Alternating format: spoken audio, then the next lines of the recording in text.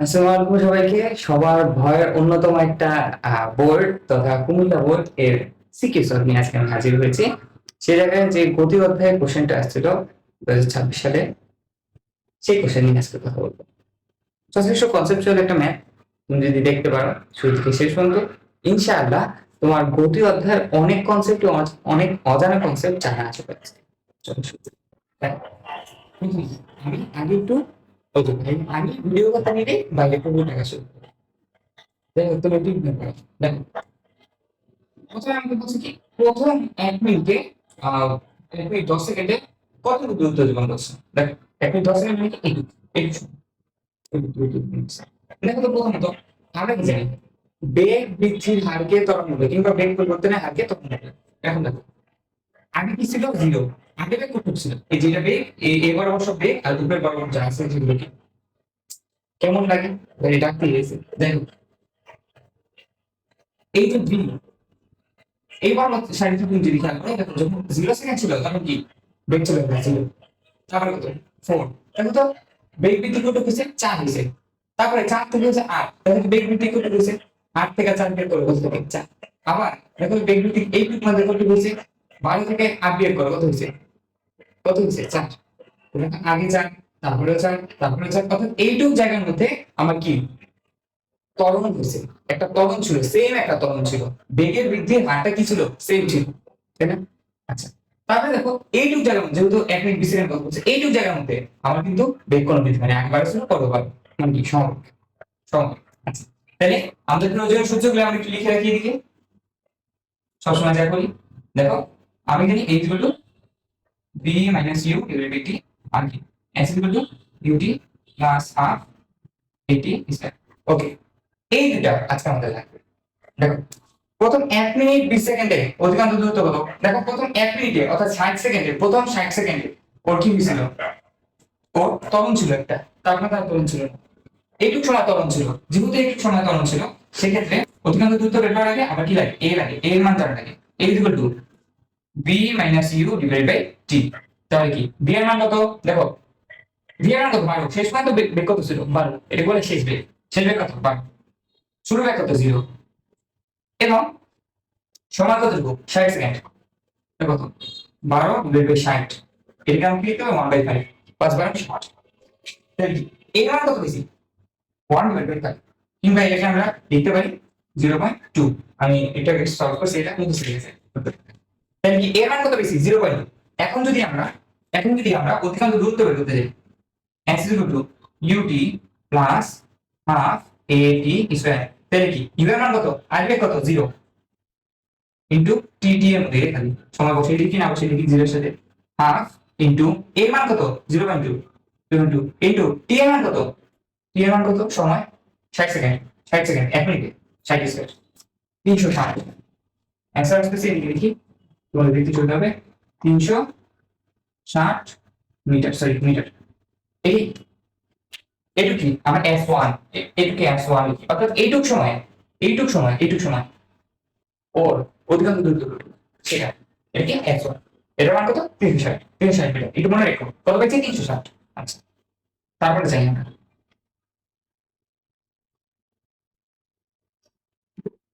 s2।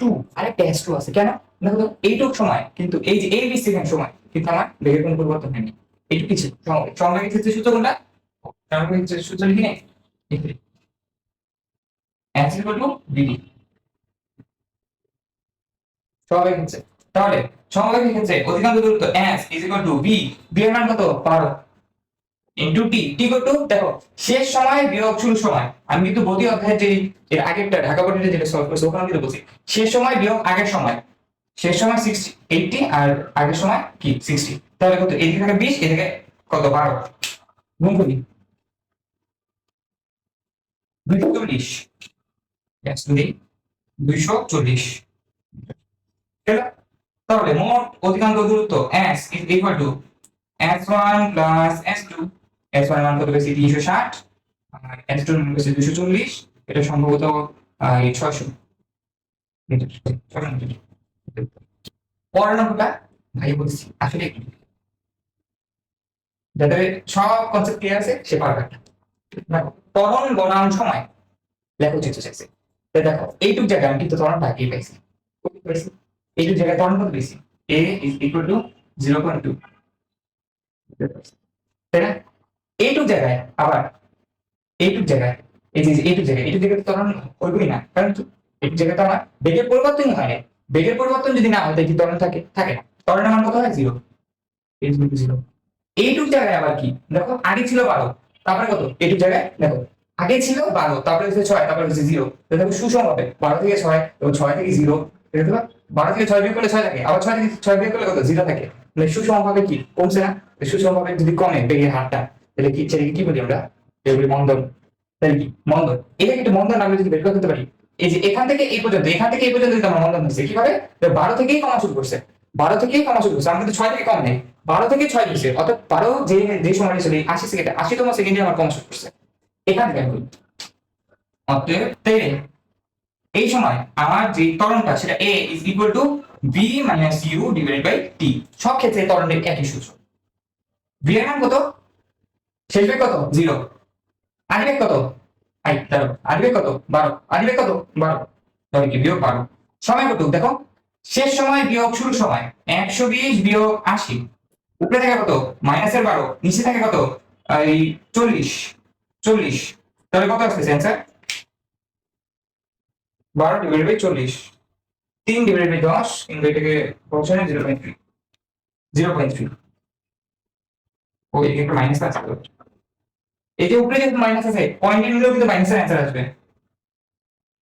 তাই আমরা 3 সময় কি আমার যে প্রয়োজনীয় ত্বরণটা সেটা পেলাম না 0.3, মাইনাসে 0.3 পাইলাম। তাই এখন আমার কিন্তু সময় জানা আছে, ত্বরণও জানা আছে, লেখচিত্র আঁকতে পারবো ইনশাআল্লাহ। চলো শুরু করি। আঁকি দেখো হাতে হাতে আঁকি আমি, হ্যাঁ দেখো প্রথমে দেখো যেহেতু মন্দন হয়েছে সেহেতু কিন্তু আমার মাইনাসের অক্ষটাও লাগবে। এখন আমরা দেখো তো যখন আমার সময় কত ছিল 0 ছিল, তখন কি আমার ত্বরণটা ছিল 0, এইটুক ক্ষেত্রে এইটার ক্ষেত্রে কিন্তু আমার 0। দেখো যখন 0 থেকে 60 সেকেন্ড, এই 0 থেকে 60 সেকেন্ড এইটুক 0 থেকে 60 সেকেন্ড পর্যন্ত আমার ত্বরণ ছিল 0.2, তাই এই জায়গায় আছে 0.2, এই জায়গায় আছে 0.2, এই জায়গায় আছে 60, এটা বরাবর কেটে নিই,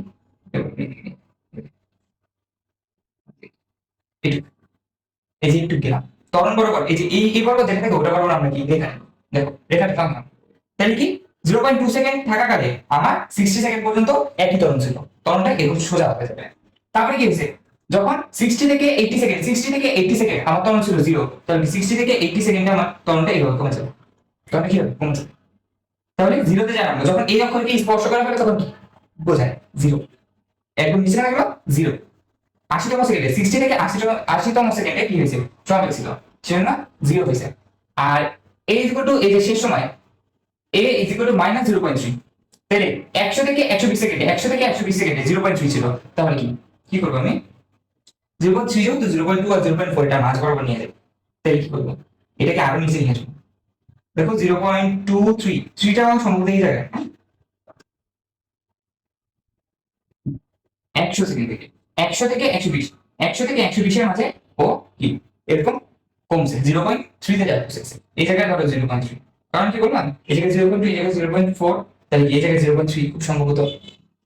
তাই কি করলাম প্রথমে, যেহেতু এই যে এই 60 সেকেন্ড পর্যন্ত 0.2 ছিল ত্বরণ, সেহেতু এইটুক সমান ছিল, এইটুক সময় পর্যন্ত সমান ছিল ত্বরণটা।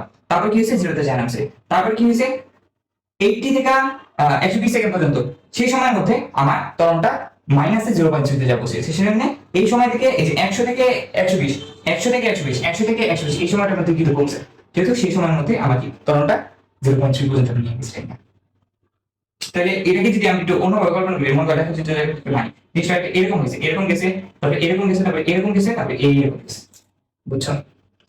ইনশাআল্লাহ বুঝতে পারছি। উপরে অঙ্ক ছিল, এই অঙ্কটা যথেষ্ট কনসেপ্ট ছিল, আমার কাছে খুব ভালো লাগছে।